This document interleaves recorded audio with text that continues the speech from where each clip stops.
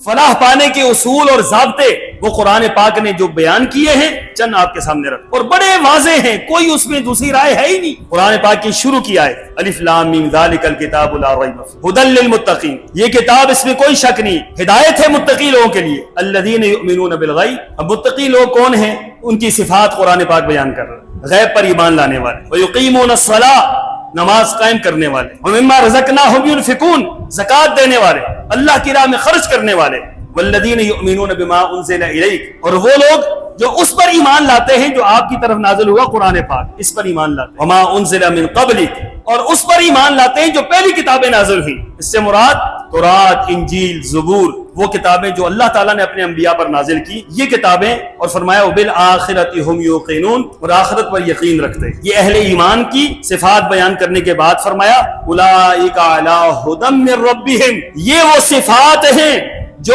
فلاحی ریاست کے قیام کے لیے، فلاحی ریاست کے جو لوگ ہیں ان کے اندر ہونا ضروری ہے۔ فرمایا وہ کیا ہے؟ اولئک علی ھدی من ربہم، یہ لوگ اللہ تعالیٰ کی طرف سے ہدایت پر ہیں، وَأُولَئِكَ هُمُ الْمُفْلِحُونَ، اور یہی لوگ کیا ہیں؟ فلاح پانے والے۔